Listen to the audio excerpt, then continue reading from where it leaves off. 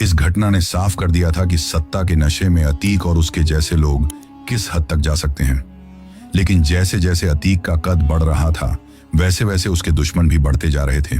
इसके बाद साल 1996 में एक और बड़ा मामला सामने आया, जब सिविल लाइंस इलाके के एक व्यापारी अशोक साहू की दिन दहाड़े हत्या कर दी गई और इस हत्या का आरोप अतीक के भाई अशरफ पर लगता है। लेकिन जब पुलिस जांच में जुटी तो एक चौंकाने वाली बात सामने आती है। दरअसल जिस वक्त अशोक साहू की हत्या हुई थी, उस वक्त सरकारी रिकॉर्ड के अनुसार अशरफ तो जेल में बंद था। इसका मतलब साफ था कि जेल के अंदर तक अतीक का सिस्टम काम कर रहा था। किसी और को उसके नाम पर जेल में बैठाया गया था और असली अशरफ बाहर घूम रहा था। ऐसे में ये सिर्फ एक हत्या नहीं थी, बल्कि ये इस बात का सबूत था कि अतीक का नेटवर्क कितना गहरा और खतरनाक हो चुका था। इसके बाद साल 2000 का दशक शुरू होते होते अतीक अहमद इलाहाबाद का बेताज बादशाह बन चुका था। लेकिन हर साम्राज्य की तरह उसके साम्राज्य में भी दरारें पड़नी शुरू हो चुकी थी। 2002 में जब उत्तर प्रदेश की सत्ता मायावती के हाथों में आई तो हालात बदलने लगे। मायावती का रुख साफ था, अपराधियों पर सख्ती, और इसी के तहत अतीक के खिलाफ एक ही दिन में 100 से भी ज्यादा मुकदमे दर्ज किए गए। पुलिस ने उसकी गतिविधियों पर नजर रखनी शुरू कर दी और पहली बार अतीक को महसूस हुआ कि अब सिस्टम उसके खिलाफ खड़ा हो रहा है। इसके बाद एक घटना ऐसी होती है जिसने सभी को अचंभित कर दिया था। दरअसल 7 अगस्त 2002 को इलाहाबाद हाईकोर्ट में उसकी पेशी थी, पर इसी दौरान एक जोरदार बम धमाका हुआ।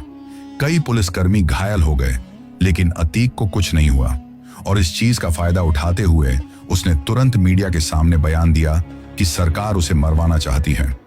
लेकिन जब जांच हुई तो सच्चाई कुछ और ही निकली। दरअसल वो धमाका खुद अतीक ने ही करवाया था, ताकि वो सहानुभूति हासिल कर सके और पुलिस पर दबाव बना सके। ये एक ऐसा खेल था जिसमें वो हमेशा से माहिर था, खुद ही खतरा पैदा करना और फिर खुद ही पीड़ित बन जाना। लेकिन इस बार हालात पहले जैसे नहीं थे। धीरे धीरे सिस्टम मजबूत हो रहा था और अतीक के लिए रास्ते मुश्किल होते जा रहे थे। 2004 में उसने फूलपुर से लोकसभा चुनाव जीता और सांसद बन गया। लेकिन यही वो समय था जब उसके पतन की शुरुआत भी हो चुकी थी, हालांकि उसे खुद इस बात का अंदाजा नहीं था। दरअसल 2004 में सांसद बनने के बाद अतीक अहमद को लगा था कि अब उसने वो मुकाम हासिल कर लिया है जहां से उसे कोई हिला नहीं सकता। दिल्ली में बैठकर वो राजनीति भी करेगा और प्रयागराज में उसका साम्राज्य भी वैसा का वैसा ही चलता रहेगा। लेकिन अक्सर इंसान के लिए सबसे बड़ा धोखा इंसान को खुद का जरूरत से ज्यादा आत्मविश्वास ही देता है, और अतीक के साथ भी कुछ ऐसा ही होने वाला था। सांसद बनने के बाद उसकी इलाहाबाद वेस्ट वाली विधायक की सीट खाली हो गई थी, जिसके लिए उसने बिना किसी शक के ये तय कर लिया कि अब उस सीट पर उसका छोटा भाई अशरफ ही बैठेगा, क्योंकि उसके लिए ये सिर्फ एक चुनाव नहीं था, बल्कि अपने वर्चस्व को बनाए रखने की लड़ाई थी। लेकिन उसे ये अंदाजा नहीं था कि इस बार सामने वाला खिलाड़ी कोई आम इंसान नहीं है। दरअसल बहुजन समाज पार्टी ने उस सीट पर एक ऐसे व्यक्ति को उतारा जो कभी अतीक के ही सिस्टम का हिस्सा रह चुका था, और वो व्यक्ति और कोई नहीं बल्कि राजू पाल था। हालांकि राजू पाल भी कोई मासूम नेता नहीं था, उसके ऊपर भी कई मामले दर्ज थे। लेकिन एक चीज जो उसे अलग बनाती थी वो थी उसका निडर होना।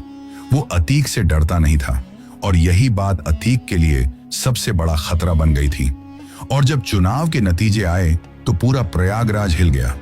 अशरफ हार चुका था और राजू पाल जीत गया था, पर अतीक के लिए यह सिर्फ एक चुनावी हार नहीं थी, बल्कि उसके खौफ पर सीधा हमला था। जिस शहर में लोग उसके नाम से कांपते थे, उसी शहर में किसी ने उसके भाई को हरा दिया था, और ये बात अतीक के अहंकार को अंदर तक झकझोर कर रख देती है। इसके बाद वक्त आता है 25 जनवरी 2005 का। दिन का समय था और प्रयागराज की सड़कों पर आम दिन की तरह ही चहल पहल थी। राजू पाल अपनी गाड़ी से कहीं जा रहा था, तभी अचानक कुछ गाड़ियां उसकी गाड़ी के सामने आकर रुकती हैं, और अगले ही पल पूरे इलाके में गोलियों की आवाजें गूंजने लगती हैं।